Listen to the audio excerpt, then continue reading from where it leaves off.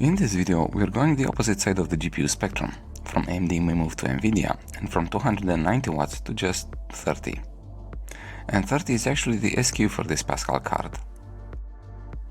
The GT1030 we're about to examine was built by ASUS. This is one of the GDDR5 variants of the card, so it enjoys the much higher memory bandwidth than the DDR4 one.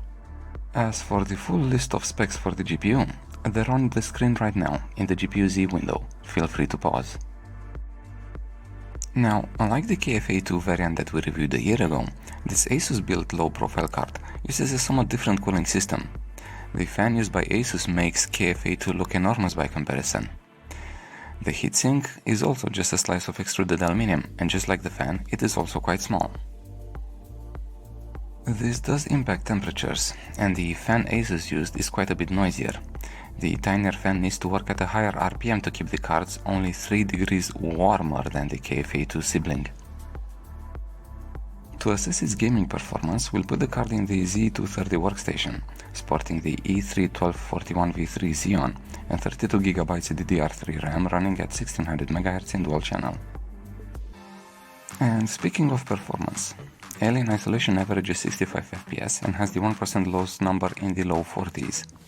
Anything that stays consistently above 30 is good enough, so the card runs just fine, in the same ballpark as it did a year ago. Unlike the previous year, we now tested Apex Legends at several resolutions at low settings. 1080 resolution has the card averaging 62 FPS in the firing range, and the 1% low stays in the mid-40s.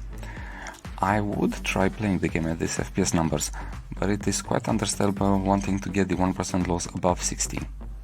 Lowering the resolution will help with that, and at 720 resolution the 1% lows breach the 70 FPS ceiling. The average also increases, reaching above 100 FPS. What I like most about the game and the Giga card combination is the ratio between 1% lows and the average FPS, about 70%. Resident Evil 4 is one of the games that had people worried about the VRAM sizes of their cards. I think, however, that the results at 720 resolution and low settings, 31 FPS average and 1% loss of 18, are more related to the floating point performance of the card and its memory bandwidth, more than its VRAM capacity. In all honesty, owners of the GT1030 should stick to 720 resolution and low settings when playing Battlefield 5. And even then, the average barely goes above 50 in the training mission, with the 1% lows in the low 40s. 1600x900 manages to keep the 1% lows above 30 and is probably the highest resolution to use when playing the campaign. Full 1080 has the average FPS in the low 30s and the 1% lows in the cinematic values.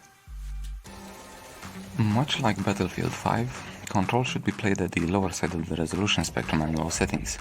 The 1080 resolution values are provided here mostly for completion's sake, so I won't go over them. The 720 resolution experience is actually quite good, 51 FPS on average and 41 FPS for the 1% lows.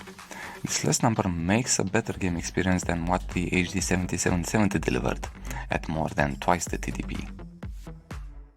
The online competitive aspect of Rainbow Six Siege somewhat restricts the available resolutions and rendering scales that are suited for the GT1030. Either 720 resolution or a combination of 1080 resolution and 50% render scale keep the 1% loss above 60 FPS. Averages will range between 85 at 1080 resolution and 50% render scale and 134 at 720 resolution and same render scale.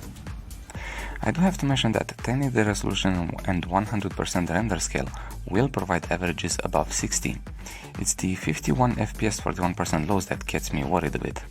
But hey, if you're a PAL for life, then these settings might just do it for you. At 1080 resolution and low settings, GTA 5 plays surprisingly well. 103 FPS on average and a pretty decent values for the 1% lows of 66 FPS. Close to that 70% ratio from the average. Very little to add for this one. CS2 is such an important game that the FPS a GPU gets in it is used as a selling point on various marketplaces. At 1080 resolution and low settings, the GT1030 averaged 88 FPS in the Dust 2. The 1% lows, however, well, just 48. While the game plays fine, the 1% lows might cause some problems. Dota 2 plays nice with the GT1030. at 1080 resolution and lower settings, with render scale set to 100%, the card averaged 90 FPS and provided 1% lows in the high 50s. The results are pretty much the same as with the KFA2 variant from a year ago. No nasty surprises here. Fortnite ran some pretty good averages in performance mode and rendering mode set to far. At 1080 resolution, the card got 103 FPS, but the 1% lows were just plain bad at 17. This may be a resource loading issue though, since none of the lower resolutions behave that bad. 1600 by 900 raised the average at 131, but more importantly, raised the 1% lows of 84. 720 resolution got these numbers even higher at 153 FPS and 95 FPS respectively. Overwatch 2 runs the training map like a champ. At 1080 resolution and low settings, the GT 1030 averaged almost 100 FPS and the 1% lows is firmly stuck at 75% of the average. This holds true as resolution drops, all the way to 720, where the card averages 193 FPS and 1% lows of 148, for about the same percentage of the average. Now, in-game performance will have a bit of a drop, to about 85% of what the training map averages. This makes the 1600 by 900 resolution a safer bet for online matches. Rocket League runs just fine at 1080 resolution and low settings. The card averaged 172 FPS, but had only 61 FPS for the 1% lows. This is very consistent with the previous year's results, obtained from the KFA2 variant. When it comes to Splitgate, I'd first try playing the game at 1080 resolution and low settings on the GT 1030. The average of 85 FPS is adequate, and if the 1% loss of 46 turns to become a problem, then you may gain a bit by dropping the resolution to 720. The 1% loss will then go up in the mid-50s. Not ideal, but better. Valorant is heavily CPU dependent. The GT 1030 is yet another graphics card that reaches the same average of around 250 FPS and 1% lows of 132. This data was gathered from a quick spike planting mission at 1080 resolution and low settings. Next up is the HiRez Studio trio, Paladins, Royale and Rogue Company.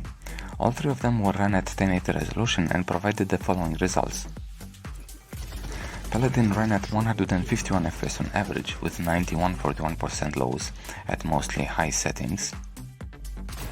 Royale 142 FPS on average and 63 FPS 41% lows, also at higher settings. And Rogue Company 111 FPS on average with 1% lows of 63 FPS at low settings. World of Tanks Blitz provides no surprise with the GT 1030 at 1080 resolution and low settings, 60 FPS for the average, 51 FPS for the 1% lows. This is mostly due to the frame cap the game uses, which happens to be based on the refresh rate of the monitor. Warframe also ran perfectly fine. The raid on the Mariana base was performed at 1080 resolution and low settings on the classical rendering engine. The GT 1030 averaged 180 FPS and provided 1% loss of almost 120. The game plays just fine. Low profile, low power cards have their purpose, as they can turn into gaming PCs, even the blandest type of office PCs, the small form factor ones. And while Asus managed to implement an LP variant of the GT 1030, the card feels just plain cheap. While I like the KFA2 more, the Asus variant will probably fetch a higher price on the second-hand market because of the low profile of the card and despite the small heatsink and rather noisy fan. As for the GPU itself, I actually like it. I have a soft spot for the ones that don't require power connectors.